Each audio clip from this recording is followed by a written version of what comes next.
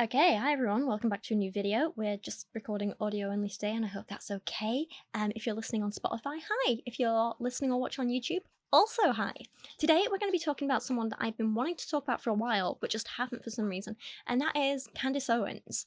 And she was recently on, I think it was like a Jubilee video, where it was like her debating 20 liberals or whatever it is, and I definitely have a lot of feelings about the Jubilee videos, which I'll touch on later in this video. I don't necessarily think they are the most educational. I don't necessarily think they're the most helpful. I think they are quite rage baity and they just want to make people on both sides quite angry and they don't really do anything to further the conversation. But I do think this video brought up some interesting points that are worth talking about. They're worth fact-checking, they're worth having a discussion about and trying to turn this into something actually educational. So I'm going to be responding in this video to the first half of this debate, which is the first two claims that Candace made. If you want to see a second half of this and see me responding to the second half of that video, then please let me know down in the comments. Because in the second half of the video, she makes crazy claims like how we're living in a matriarchy. So if you want to see me respond to that, please let me know. In the meantime, hi, thank you so much for being here. It'll be wonderful if you want to subscribe if you end up liking this video. If you have been here before, check you're still subscribed. That's always really good.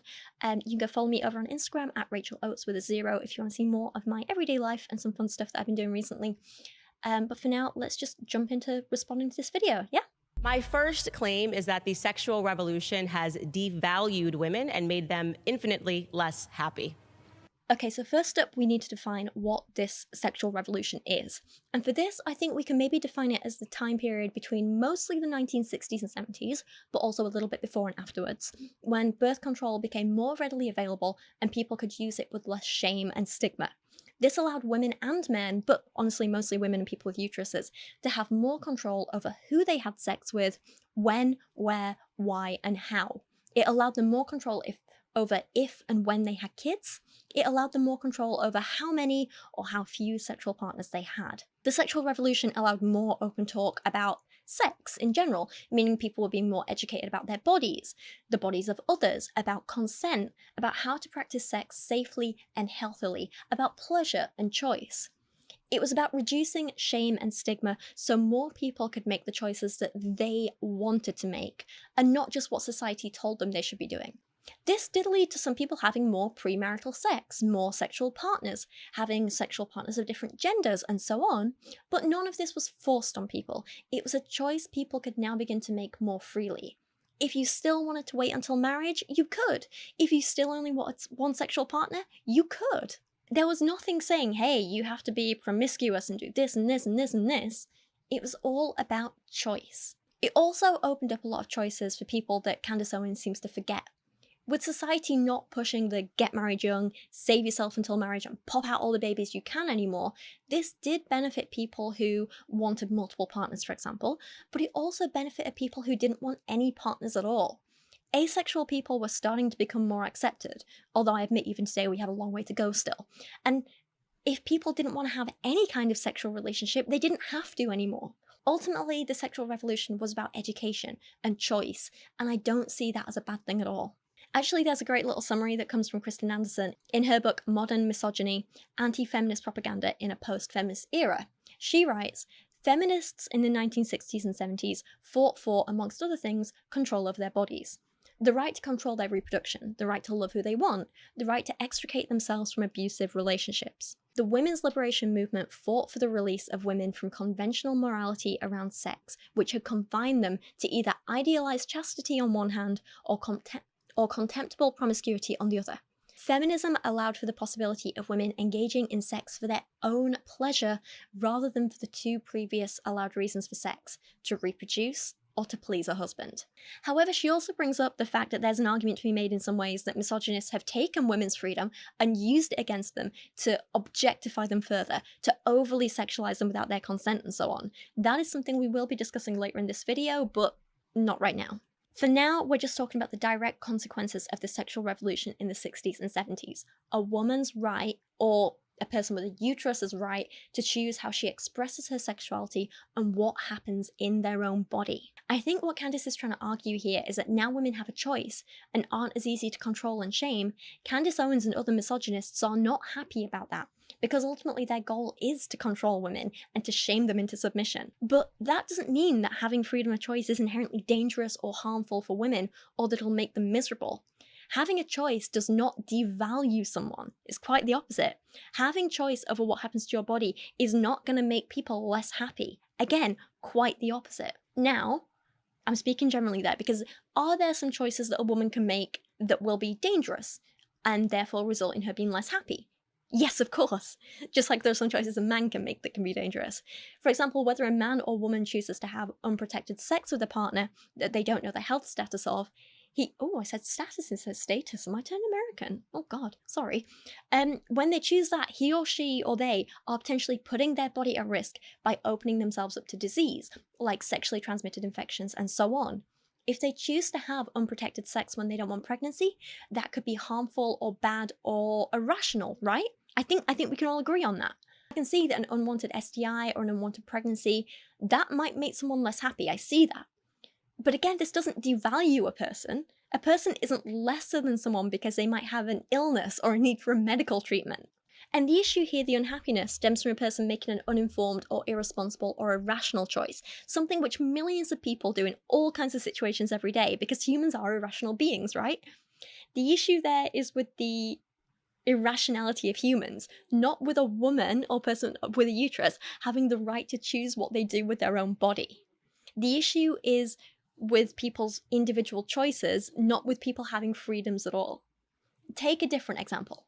Imagine a man makes a dangerous and irrational or uninformed choice to eat a piece of meat which has expired, and he then has to face the consequences of that, which are likely going to be food poisoning. And let's be honest, that's going to make him pretty unhappy.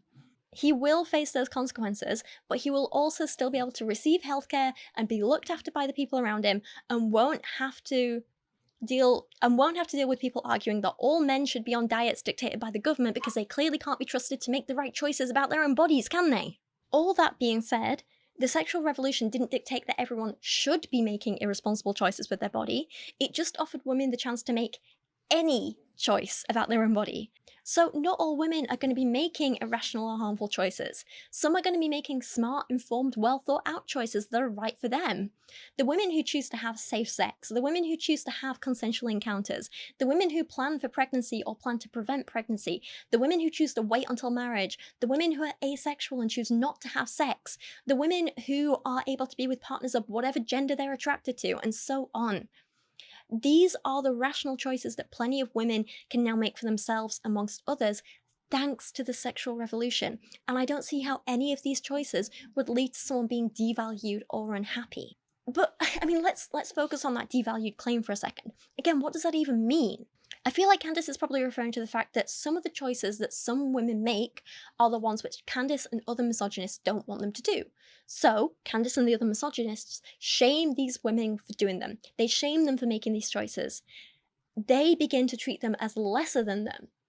But this doesn't mean women are actually devalued.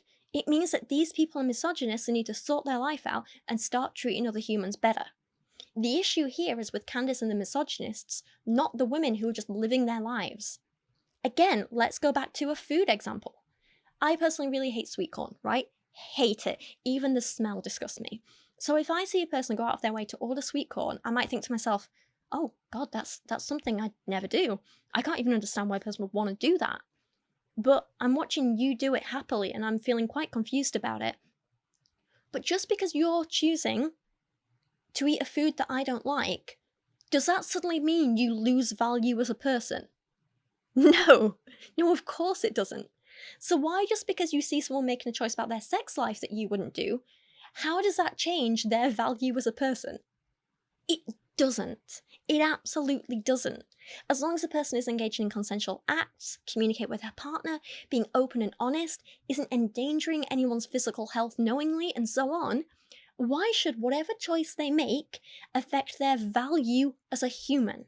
It doesn't. And if you think it does, That is a problem with the person assigning the value. If you are assigning value to people based on their sexual preferences, that is a problem with you and not the person who's just making choices for themselves. So, are women still being shamed for their sexuality and choices and bodily autonomy? Yes. But that is something which needs to change amongst misogynists and those doing the shaming. The issue is not with women who are just happy making their own choices. As Meredith Rawson writes in her book Slut Shaming, Whorephobia, and the Unfinished Sexual Revolution, women won't be free until their sexuality, in whatever manifestation, is not shamed and stigmatized. It's not someone's sexuality which devalues them, but individuals and misogyny assigning a value to them. And besides, if you want an example of why the sexual revolution has been good to women, just look at how Candace Owens introduced herself. Hi, my name is Candace Owens. I am a podcaster, a mother, a wife, and also the author of the upcoming book, Make Him a Sandwich. And today I am surrounded by 20 feminists. The fact that she could choose to define herself by her job first, mother second, is thanks to feminists and, in part, specifically, the sexual revolution. The fact that she was able to choose her own husband, was able to decide if, why, how, and who she had kids with at all, was thanks to the sexual revolution. The fact that she's able to sit here and debate these topics at all is, you guessed it, thanks to the sexual revolution. Another thing that came with this time period and the sexual revolution is that, divorce rates did increase because it became less stigmatized to divorce. And again, I don't see how that's a bad thing, because it has been proven time and time again that people are happier and healthier when they leave bad relationships than when they are single, than when they are forced to stay in an unhappy or unhealthy relationship. Women could now leave abusive partners and husbands and get to safety. They could leave men who made them unhappy or cheated on them. They didn't have to stay. But of course, no one was forcing people to divorce. If the relationship was happy and healthy, people stayed in it. Having the choice is not a bad thing. Having the choice did not make people unhappy or devalue them. The woman, the feminist who replied to Candace Owens here, she brought up this point, and Candace responded with a straight up lie. So my question for you is, statistics show that 60% of women who are murdered by their intimate partners, murdered by someone that they are in close relations with. That's according to the UN from 2023. Yeah. So how is it that, women are so valued, quote unquote, in the home, and yet that's the place where they're at the most danger? I'm still not sure how this correlates to whether or not the sexual revolution increased women's ability to leave the house, women's ability to control their own reproductive capabilities, women's ability to, control their own capacity within the workforce in regards to their own sexual capacity. So it is the very fact that the sexual revolution happened that made our access to the workplace much more, or just the public sphere in general, much more easy. So, without the sexual revolution, women would be much more confined to the place where they're at the most danger. Isn't that true? So you think that, just so I'm trying to understand your argument here, you think that if we didn't have the sexual revolution, less women or more women would be murdered? Are you saying that women are more women would be murdered, for sure. Okay. I disagree with that. I mean, she's straight up wrong here, but this isn't quite the lie. We'll get to that in a second. I just want to bring up some more stats here for a second. So according to research compiled by Kristen Anderson, she writes, men are nearly 4 times more likely than women to be murdered, but men are also 7 times more likely than women to commit murder. Women are more likely than men to be victimized by someone they know than by a stranger for all measured violent crimes except robbery. Specifically, female murder victims are more likely to be killed by an intimate partner than are men. For instance, in 2010, 39% of female homicide victims were killed by an intimate, whereas only 3% of male homicide victims were killed by an intimate. In the United States, one study of more than 5,000 American college students found that 28.5% had experienced an attempted or completed sexual assault either before or since entering college. Sexual assault of women is also common in already physically abusive relationships. 68% of physically abused women were also sexually assaulted by their intimate partners. And finally, women are more than twice as likely to be stalked as men. 1 out of every 14 American women will be stalked at some point in their lives, and around 87% of the stalkers will be men. According to the US Department of Justice, 4 out of 5 stalking victims are women. So the sexual revolution played a huge part in allowing women to escape these abusive and dangerous situations. And it's sad that there's still plenty of us who have been through this and continue to go through this every day, like myself included. But just know that without feminism, without women being able to divorce their partners, without the sexual revolution and so on, these stats would be even higher.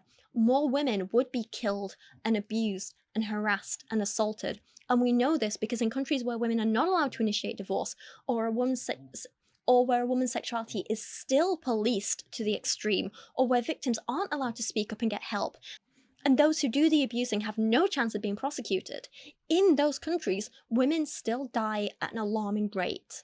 I'm going to throw a lot of stats at you here, but they're important. UN Women reports that globally 81,000 women and girls were killed in 2021, and around 45,000 of them, that's 56%, died at the hands of an intimate partner or family member. Meanwhile, the femicide census tells us that every single day, 137 women and girls across the world are killed by a family member or intimate partner. According to the United Nations Office on Drugs and Crime, it's estimated that around the world, a woman or girl is killed every 11 minutes in its own home. And in their own home. And it's even worse in certain countries. Concern Worldwide reported that the Democratic Republic of Congo ranks as the worst country for intimate partner violence, with half of all Congolese women over 15 reporting experiencing physical violence. Womankind reports that in Iran alone, there are 400 to 500 honor killings taking place every year, almost always by male relatives. In Latin America and the Caribbean, 12 women and girls are killed every day. However, 98% of cases go unprosecuted.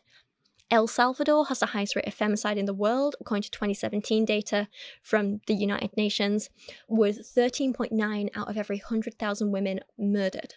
Meanwhile, Jamaica has the second highest rate of femicide in the world, according to the UN, with 11 out of every 100,000 women murdered in 2017. In India, dowry-related killings equal 20 femicides a day, with nearly 7,000 dowry deaths per year in 2020. Do I need to go on? And sources for all that are in the source document link below. And it's not just about women being able to sleep around and do whatever they want. It's about women being able to choose their own relationships and have bodily autonomy and be able to safely leave dangerous situations. And while we've come a long way in some parts of the world, we clearly have a long way to go in others. And the answer to this isn't, well, we should police who women have sex with more, and if they take birth control, we should police that too. No. The answer is to stop misogynistic violence against women by being more aware of it, doing more to stop it, and actually prosecuting the people who do it. A woman isn't unhappy and devalued because she chooses to stick a coil inside her or take a pill. A woman is unhappy and devalued when she is shamed, harassed, assaulted, and murdered simply for existing. And none of that is the fault of the women for existing, for making choices, for doing what is right for them. Here we go, this bit. I still don't think it has anything to do with the claim that women are infinitely less happy because of the sexual revolution, which has devalued women. I think you'd probably be less happy if you're being murdered. Oh. Anyone disagree? Okay, yeah, I don't, okay.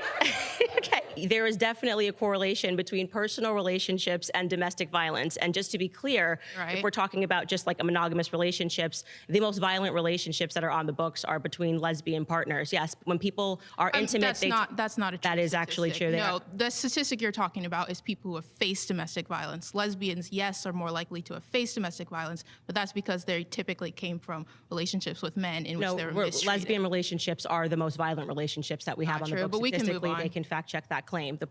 This is the outright lie. She is completely wrong and misunderstanding the studies done on this. The other woman tried to call her out on this, but she just wasn't listened to by Candace. Candace Owens is just completely wrong. I literally have a whole video about this if you want to check it out. Again, linked in the source document. But to summarize, women are overwhelmingly the victims of domestic violence. Men are overwhelmingly the perpetrators. When studies have been done asking people, what relationship are you now in? How do you now define your sexuality? And have you ever been a victim of domestic violence? They are not asking, is your current partner violent? So what this meant is that because women are more likely to be victims, when you have two women in a relationship, it's more likely that at least one of them will have been a victim in the past. So when gay men, lesbians, bisexual people, and straight people were all asked, have you ever been a victim of domestic violence? This also included past relationships. And a lot of these people had been in past relationships with people of other genders than what they were in a relationship with now. So this meant that, yes, some lesbians used to be in relationships with men, some gay men used to be in relationships with women, and bisexual people have had relationships with people of both genders. So when we consider that women are more likely to be victims of domestic violence, and lesbians have 2 women in the relationship, that's twice as likely that one of them will have been a victim in the past. It is just basic maths. A lot of the lesbian and bisexual women in the study that Candace Owens is referring to were talking about domestic violence they faced from men in past relationships, not from their current female partners. This is something that homophobes choose to actively ignore. If you want the stats and sources of this in particular, I'll leave my original video linked in the source document. But to give you a little summary, Women's Aid found in 2024 that the overwhelming majority of alleged perpetrators of domestic violence are men. 94.4% of perpetrators in their studies were men. One study of 96 cases of domestic abuse recorded by the police found that men are significantly more likely to be repeat perpetrators and significantly more likely than women to use physical violence, threats, and harassment. In a 6-year tracking period, the majority of recorded male perpetrators, 83%, had at least 2 incidents of recorded abuse, with many having a lot more than 2, and one man having 52 repeat incidents. Whereas in cases where women were recorded as the perpetrator of the majority, in cases where women were recorded as the perpetrators, the majority, 62%, only had 1 incident of abuse recorded, and the highest number of repeat incidents for any female perpetrator was 8. The study also found that men's violence tended to create a context of fear and control, which was not the case when women were perpetrators. So Candace is lying, but what she says next is absolutely insane. In summary, she thinks domestic violence is inevitable in relationships because people are driven by anger, but then goes on to imply that women are more likely to be miserable if men don't want to be with them or if they have to work than they would be trapped in an abusive relationship. But yes, absolutely. It makes perfect sense that you are more likely in general when you are in a relationship because people are driven by anger by people that they know, whether or not we're talking about boyfriend and girlfriend, girlfriend and girlfriend, a husband and a wife, a husband and a husband, or a wife and a wife. Yes, of course, the instances of domestic violence are going to take place when you're inside of a home. But the sexual revolution, encouraging women to give up their goods for free, which is what I'm speaking about, and encouraging men not to marry these women or to have long-term relationships, what I am saying is a direct contributor to their unhappiness because women are giving up their goods for free and women are now entering the workplace and that does not actually make them happy. As a woman who is currently single and honestly a little bit lonely, but also as a woman who has been a victim of domestic violence, I will happily take not fearing for my life on a daily basis, but occasionally feeling a bit lonely over being back in an abusive relationship any day of the week. And as for work, it does make me happy, and we should be allowed to choose to work if we want. If Candace really believes work makes women so miserable, then why doesn't she just stop working herself and be happier? And I'm sorry, but can she please stop calling my sexual experiences my goods? I'm a woman, not an object. I don't have things for sale. My body is not for sale. When I choose to be intimate with a partner or not, I'm doing that because I want to share an experience with someone or not. My body, my sexuality, my pleasure is not something which has monetary value. It's not something I'm trading with. I'm not asking you give me this and I'll give you this. The only thing being traded, if you will, is I'd like to make you happy and you make me happy in this moment and we get to know each other. When I have a conversation with a friend, I'm not bargaining or selling or trading or giving something up, am I? I'm enjoying a shared experience of socializing and so are they. When I choose to have a romantic or sexual relationship with someone, I'm choosing to enjoy a shared experience with them and so are they. Nothing more, nothing less. The idea of sex being transactional or something women give or lose as opposed to being a shared experience is nothing but outdated misogynistic nonsense. Meredith Ralston questions this herself when she writes, "Sex is natural for men. Sex for women is suspect. What is it about sex that supposedly sullifies or dirties women or makes us damaged goods? What is it about sex that implies such shame, disgrace, and ruin? Women are shamed for their sexuality and not encouraged to explore their bodies or their pleasure." And I have to ask, why is me choosing to have sex with someone seen as me losing or giving up something, but not if that partner's a man? Why are they not losing or giving up something? Why can't we use the same argument about men? He gave it up for free, so why would I want to be in a relationship with him? I got what I wanted and don't need anything else from him, right? I'm sure Candace Owens would come out with some nonsense about sex being different for men and women and something about men and women wanting different things from each other. But again, they're just harmful, outdated stereotypes that are unhelpful. Can she not see that every single individual is different and each person wants something different at different times in their life with different people under different circumstances? If I choose to be intimate with a man at this point in my life, it's because I want to experience that with him.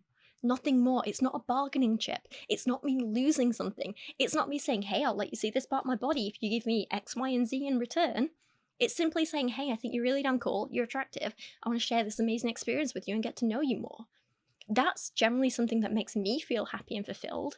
And I don't see how Candace could look at a woman like me making her own choices, knowing her own values and needs, being safe and responsible, and think, oh, she must be secretly miserable and I view her as less than me. Like, that's just wild. That's nothing more than perhaps projection on her part, because she can't understand different people wanting different things, or maybe she's miserable in her own sex life. I don't know. Some of us are comfortable in our bodies, our sexualities, and expressing our needs and wants and desires, and that's absolutely okay.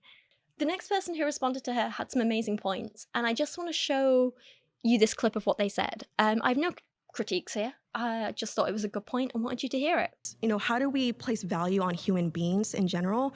And so when we think about, you know, placing value, that comes from a place of power, right?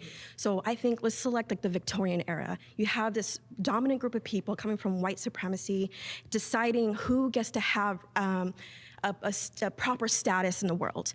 And so that is already like taking human beings and devaluing them. And so what the sexual revolution did was to help people seek out empowerment, which increased value, no matter the gender.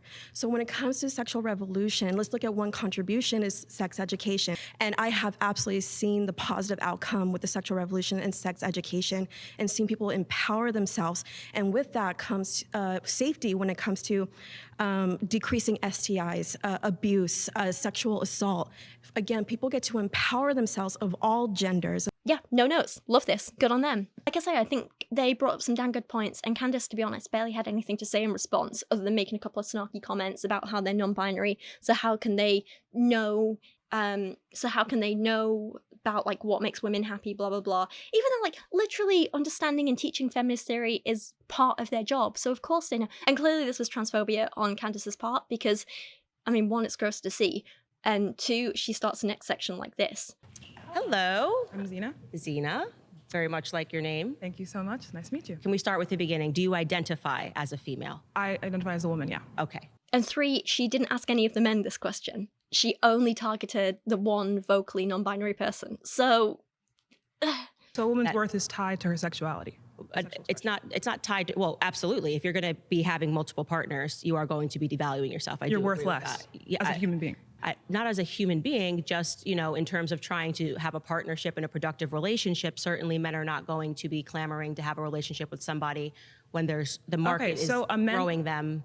A man's response to your actions is what defines your worth, right? Exactly what I was saying in the beginning, right? And it's ridiculous. If a man is going to dehumanize a woman in this way, then surely the problem is with him and not the woman he's judging. This is just something that I keep hearing over and over, and it makes no logical sense in my head. I don't understand how you can see someone as being worth less because they enjoy a shared romantic experience. I don't see someone as being worth less than me because they enjoy skiing or eating celery or sharing a bottle of wine with someone. So why would I think less of someone for enjoying sex? I think when it comes to that sort of thing, you can as an individual be like, in a partner, I want someone who shares my values. So for example, I'm 100% monogamous. I don't want multiple partners. So when I'm looking for a partner, I want to find someone who shares that value, who is also monogamous. But that doesn't mean I look down on people who are polyamorous and think they have less value than me and must be miserable. Similarly, I'm allossexual, so I want a partner who is allossexual. That doesn't mean I see asexual people as having any different kind of value to me. It just means our values don't align and we wouldn't make good partners. I just can't get my head around this idea that consensual, harmless behavior dictates a person's value. Like, surely if someone is lovely enough to have people who want to be with them, would that not imply that they clearly have a value because people want to spend time with them and share a wonderful experience with them? No, I'm not crazy here, right? I guess it all comes back to this idea that woman's sexuality is evil and something to be ashamed of and suppressed.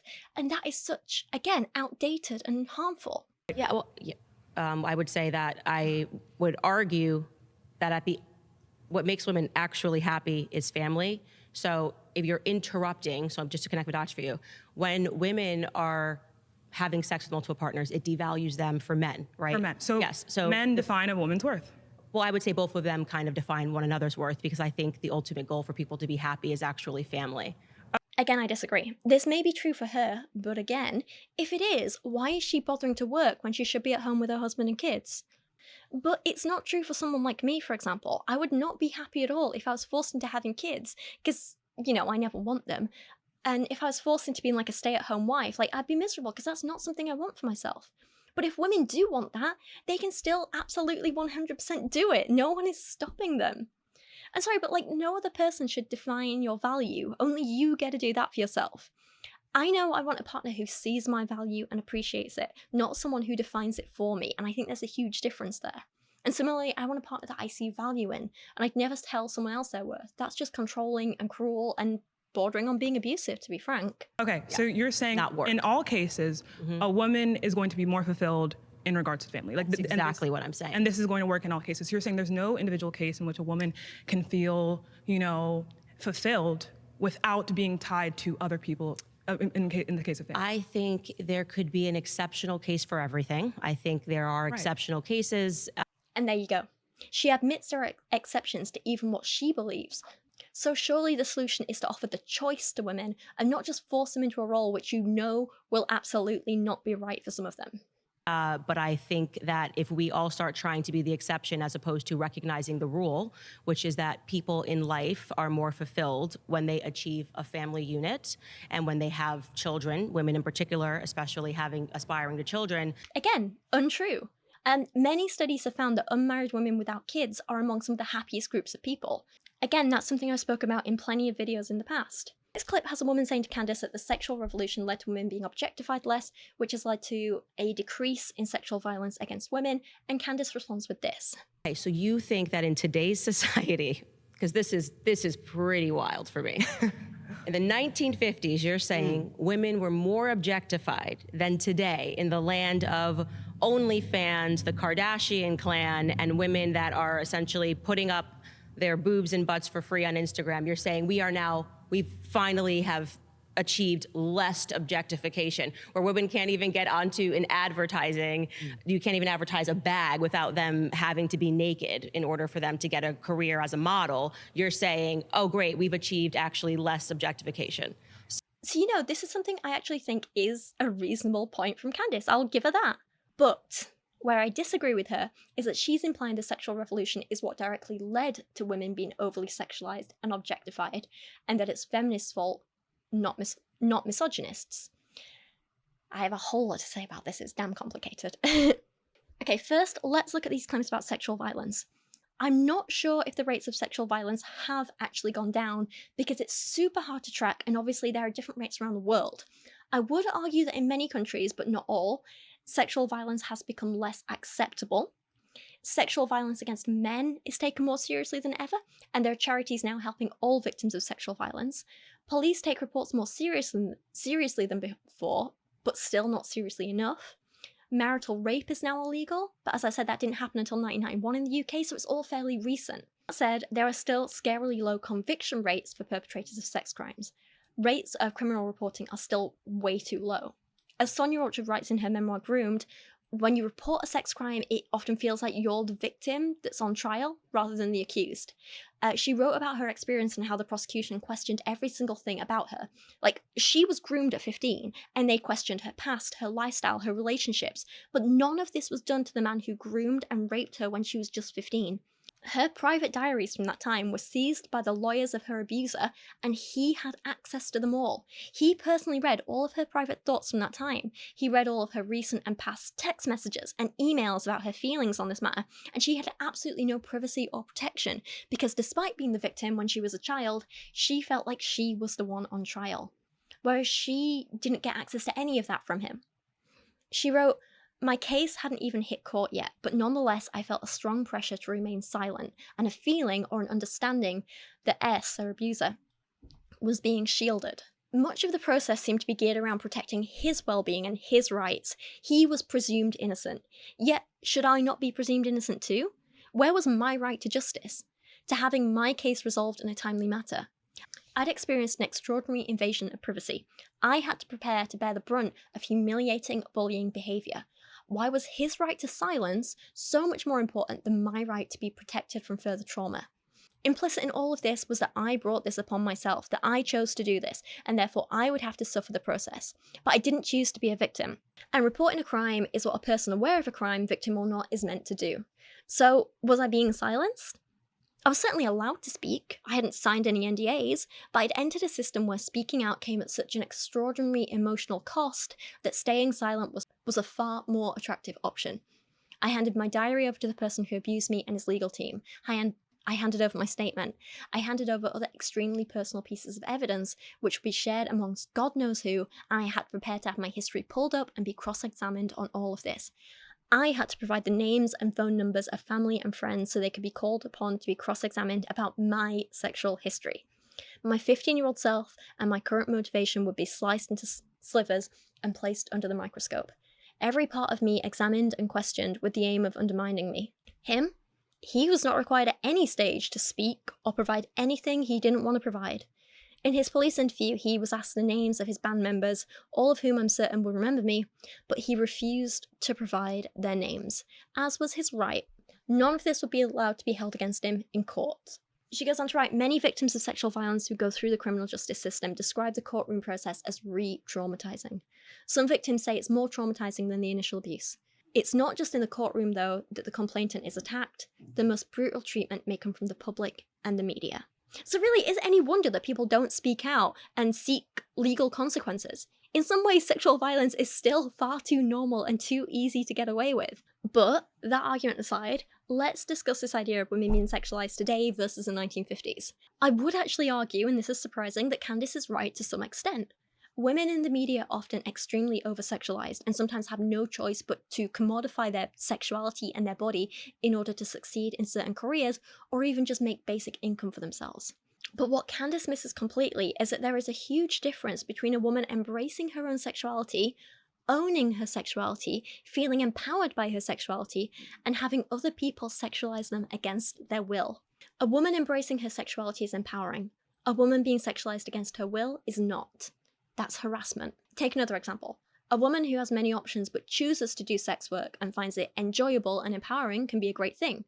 But a woman being forced into sex work by someone else or out of monetary necessity when she has no other choice and doesn't want to do it is harmful. These can be two women doing the exact same actions and work, even being paid the same, but to one it's empowering and to the other it's harmful because choice and consent matters. Another example, a woman decides to become a nude model and has men viewing her image sexually and she may feel empowered by this, but a woman who has her private nude images leaked may also be viewed sexually by men but feel nothing but disgust, embarrassment, shame and violation.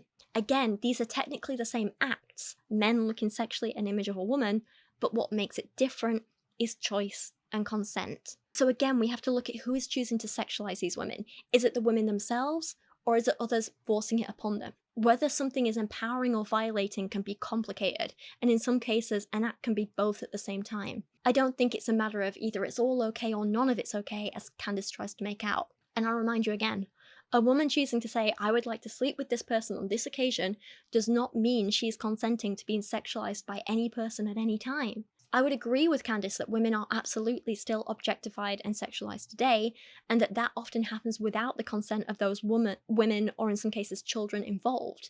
And yes, I'm looking at all those disgusting people who count down to when celebrity girls turn 18. You are disgusting, do better. But again, surely Candace has to realize that objectification comes from men and misogynists and their harmful attitudes towards women, right? It's not feminists doing that. She can't blame feminists for the actions of misogynists. How can she not see that? The next clip is super revealing, though, in regards to Candace and her mindset. Since 1950s, since the sexual revolution, women have gotten exponentially more freedom and more choice. And for me, as a mother and as a woman, having the freedom to choose what I do, to make my own destiny, makes me infinitely more happy than, say, back before the sexual revolution when I couldn't get a bank account, couldn't get a home loan, couldn't work outside the home, couldn't travel around without a man. couldn't control my own reproduction. So I feel that happiness, personally, my belief, is tied to our ability to have freedom. And I think that in the United States, protecting freedom and our individual freedoms is what's going to lead us to happiness. Did you go to college? Absolutely. Okay, great. Did you? So yes, I did. So you have a degree. Absolutely. Now, when you went to college, did you go to college because it was simply something that you wanted to do, or did you think that I have to go to college because in order to get a job, I have to have a college degree? I went to college for art because I was fascinated with art. Okay. It's just answering my question. Did you go to college? Was that the only reason you went to college, or did you think that I might want to do something in art, so I have to go to college, like for my career? I went to school because I wanted to expand my horizons. I mean, I think that's why most people go to university. Why did you go? That's actually not true. I went, and I think a lot of people go because there's a pressure that if you don't go to college, you're going to be a failure. It's a choice. I think the woman speaking to her brings up some fantastic points, and Candace's response is simply, well, I never felt like I had a choice of my own life, and that maybe suggests why she wants to take choice away from other women, which is really damn sad, isn't it? I just can't wrap my head around a woman feeling powerless in her own life, so her reaction is to want to make other people feel powerless too. That's just damn cruel. It's like she can't actually fathom what it's like for a woman to actually be making her own choices and being happy about it, and that's really damn sad in a way. It doesn't excuse the harm she's caused to so many people through her work, but it does make me pity her and explain it a bit. Everything's a choice. So taking away choices doesn't make people happier. Taking away freedoms doesn't make people happier. I'm disagreeing with you on the idea that people are feeling more free by financial pressure. I think financial pressure makes people feel remarkably less free. So you want no bank accounts again? Women not to have credit cards? I'm not saying that women shouldn't have access to credit cards or banking accounts. You're putting words in my mouth, so why don't you respond to the words that I'm saying? Well, less financial pressure. If I don't have a bank account, that's a lot less financial pressure, I guess, right? Financial pressure in terms of most people that go to college, and I'm counting myself among them, it's because typically in order to get the job that you're being sold is going to make you infinitely happier and infinitely more free, it just requires a college degree. And yeah, so here she's falling into this trap I see so many conservatives fall into. They have a problem with capitalism, because that's what she's talking about here, it's capitalism. But they don't want to admit that it's capitalism, so they blame it on women and feminism. This happens so damn often. Look at my videos on Ali Beth Stuckey, Rachel Wilson, Lauren Chen, and the guys on the Whatever podcast. It's all the same story. They complain about working and money and pressures, and it's like, okay, so you have an issue with capitalist society exploiting its workers, yeah? And they're like, oh, no. I'm going to find a way to blame this on women. And it makes no logical sense. And I am saying that financial restraints and debt doesn't make people feel more free. So let's eliminate the debt. Let's eliminate college debt. Maybe we should have free college here in the U.S. That sounds great. Great idea, Candace. I love that idea. All right. Okay. Love it. Woo! Champion for the people. Girl. Very nice. This was actually really funny, and I loved how she twisted this back on her. I thought this was brilliant. But also, surely Candace realizes that there are different kinds of freedom, right? Like how I'd rather be in debt than have no control over my body, sexuality, day-to-day life, and reproductive rights. That's an easy choice to me. But again, Candace needs to stop conflating capitalism and feminism. Sure, they're interlinked in some ways, but they're not the same, and you can't blame one group of people for the actions of another. My second claim is that no career will give women as much joy and fulfillment as raising children. I'm sorry, but do any of us actually need to discuss this? It's ridiculous. As a child-free woman, I can tell you that there are a few things in life which will bring me as much pain, pressure, mental turmoil, physical pain, and genuine unhappiness as being forced to have children. I do not like children. I don't know how to look after children. I don't want to be around children. I have no desire to have children, and my body is physically not made for carrying children. Because of my anatomy and my uterus issues, if I got pregnant, it would likely kill me or the baby or cause irreparable harm to my body. How is that supposed to bring me joy? And having children isn't just about you. It also affects your partner, your family, and of course, the children you bring into this world. I thoroughly believe that all children brought into this world should be thoroughly wanted. And to force someone to come into this world with parents who don't want them and can't look after them is unfair on every single person involved. Mostly the children. The children that apparently conservatives like Candace Owens care so much about, except clearly they don't. Again though, why does she care so much about what other women do with their bodies? She's got her kids and they supposedly make her happy. So why does she care what I or anyone else do with our uteruses? It doesn't affect her at all, does it? But if her kids make her so happy and jobs are so awful, I ask again, why is she working right now? Get back home to your kids and shut up like a good little woman is supposed to do, apparently. Unless, of course, you want to admit that women can find happiness in more than one place, and that women should have a choice over how they spend their time, and that women can be mothers and work and do so much more if that's what they choose. Yeah, that's better for it's inherent because it's biological. So I think when we think about things that are inherent, I think biology is a good thing to start with, right?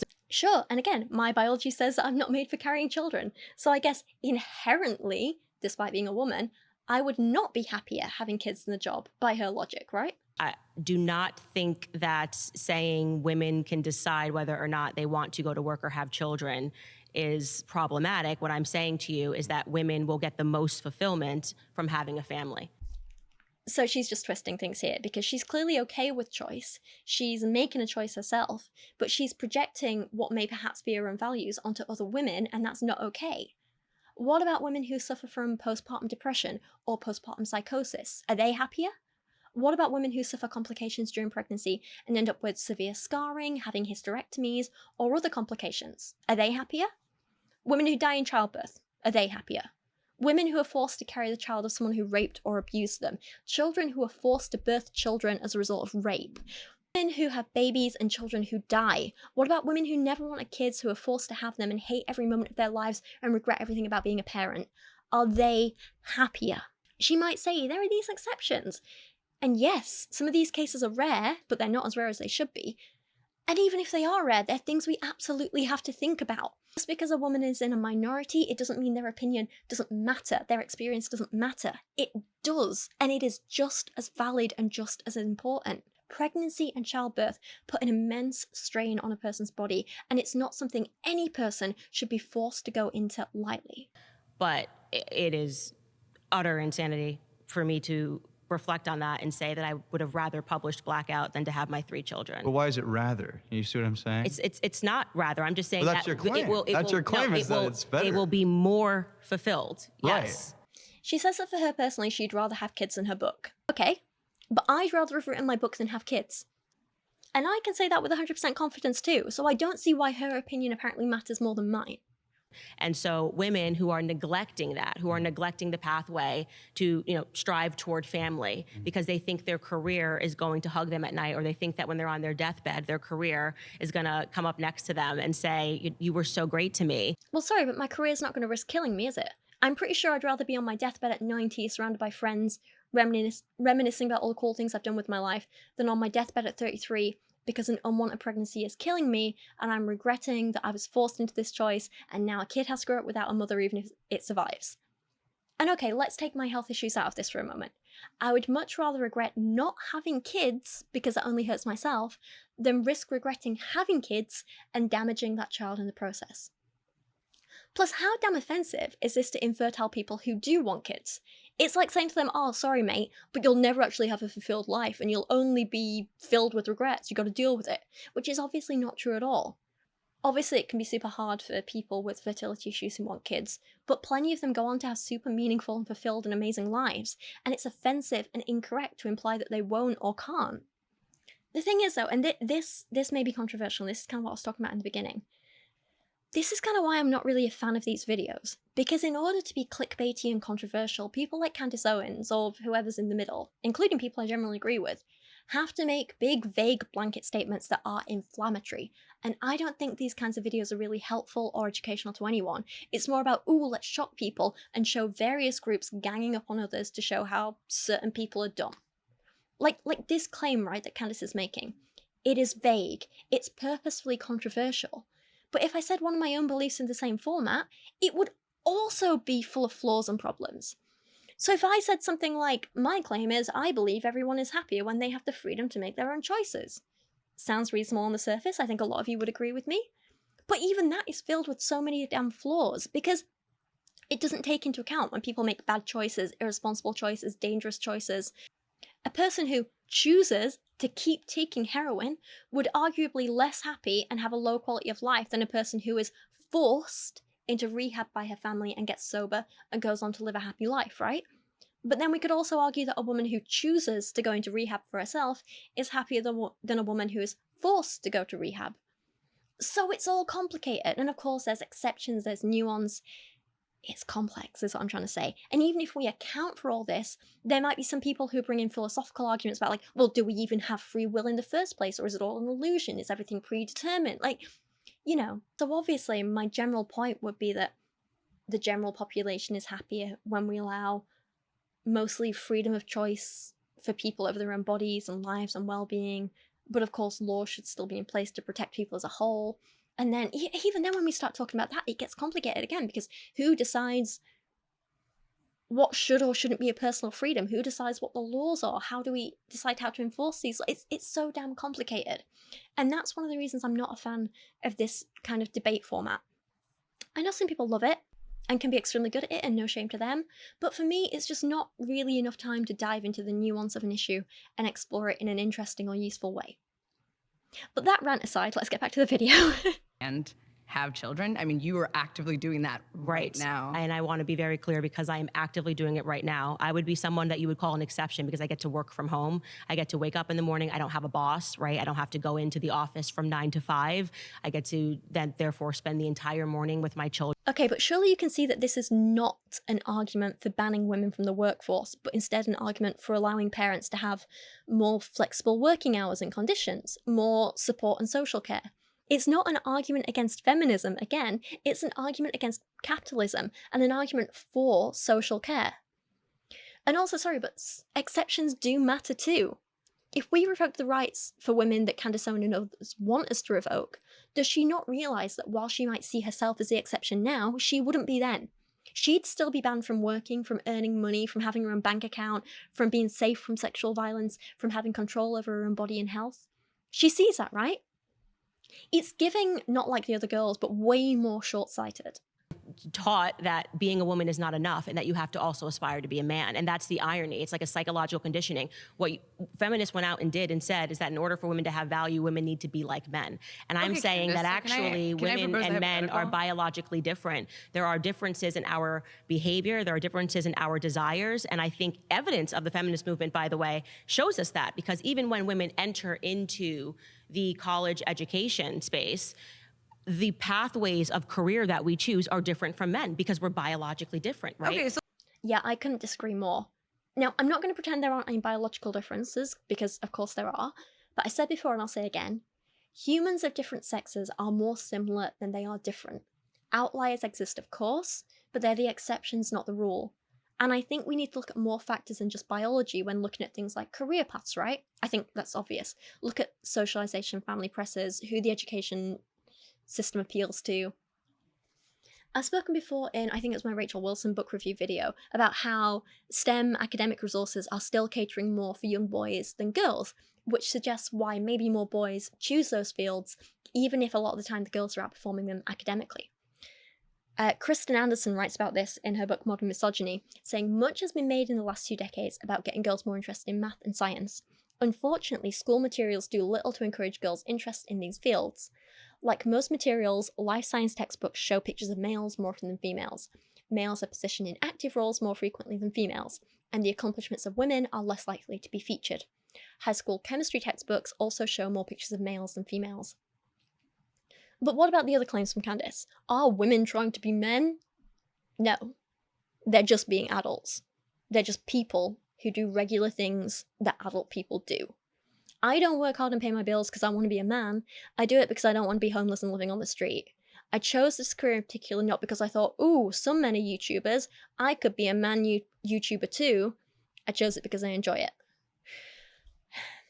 Candace, did you write a book because you wanted to be a man like those male authors? No, you did it because you had something to say, because that's what people do. This idea of regular women wanting to be a man is what's devaluing, not women having choices in the first place. I shouldn't have to give up anything about my femininity in order to be an independent adult, and to suggest that I do is so damn misogynistic. It's just nonsense. Having success or not having children, or, I don't know, doing things around the house or whatever, like DIY, doesn't make me or anyone else any less of a woman. And so I think, and you keep bringing up the 1950s, which, Because it was right before the fact. I just don't know if that's the period of time that you want to go back to? No, it's just I'm just going back to the first wave of But feminism. you want to undo progress that's been done. So I'm curious as to what decade you'd be comfortable living in, especially as a Black woman. Okay, so we're gonna park aside the race politics because I want to focus on. Okay, then as a woman, what period of time do you want to go back to? I found this bit really interesting because I'm sorry, but this just shows Candace's ignorance. When we're talking about feminist issues, we absolutely just cannot ignore or put aside issues to do with race. Just as we can't ignore issues facing trans women, women with disabilities, women of different sexualities, and so many other groups. Understanding that feminism needs to be intersectional is essential to understanding the need for feminism in the first place.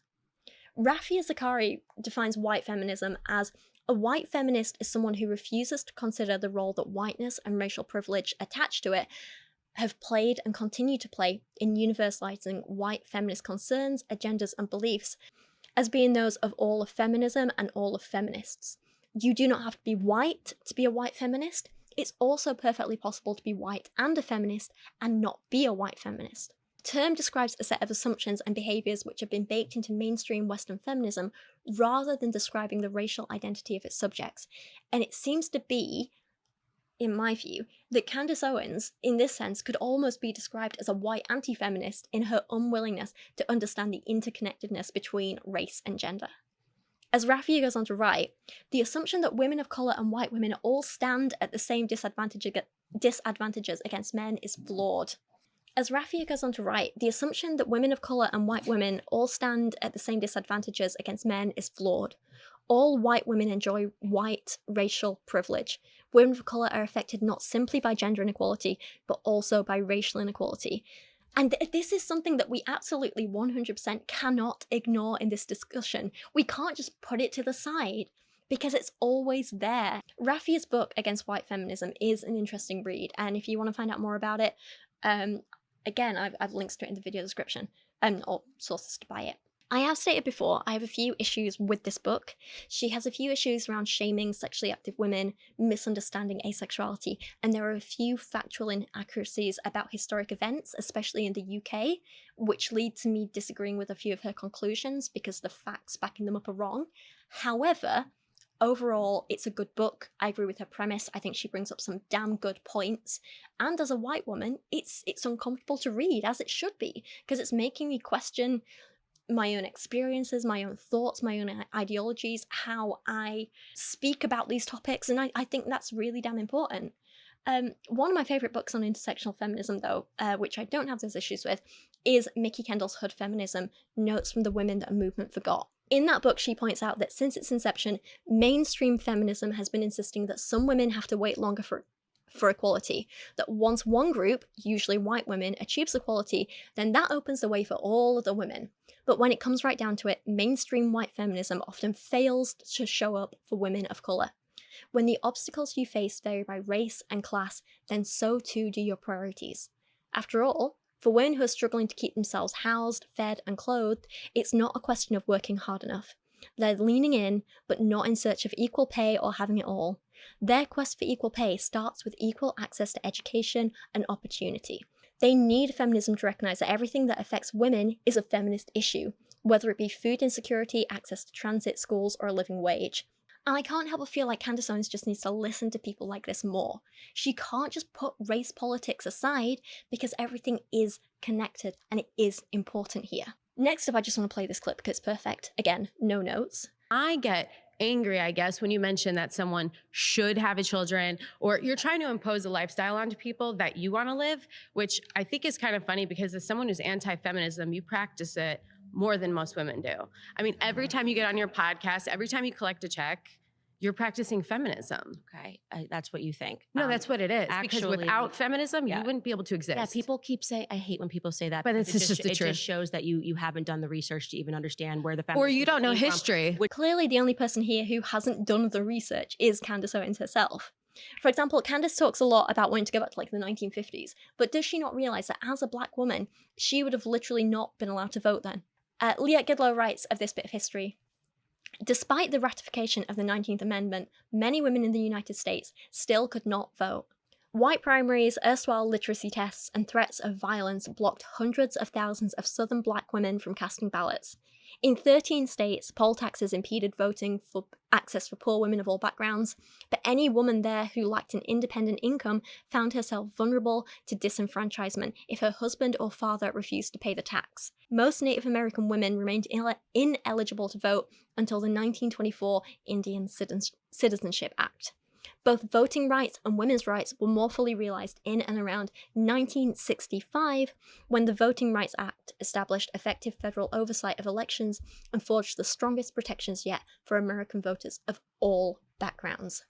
After its passage, African Americans in southern states, the larger group of persons still denied voting rights in the United States, flocked to the polls, electing African American candidates to local and state offices and transforming social movements, political parties, and policy agendas. So like I say, before 1963, Candace would probably have been excluded from this basic right. So the fact that she wants to pretend she can distance herself from feminism and her race, and, race politics or whatever she wants to call it, it's just ignorant. It's completely ignorant. Because it means that you don't understand that a bunch of government officials in the CIA funded the feminist movement. So I'm not going to address this bit here, but I will say this comes up a few times in Rachel Wilson's book, along with some absolutely wild conspiracy theories about feminists being devil worshippers and joining man-murdering cults. So if you're interested, you might want to check out that video too. It's also linked in the source document.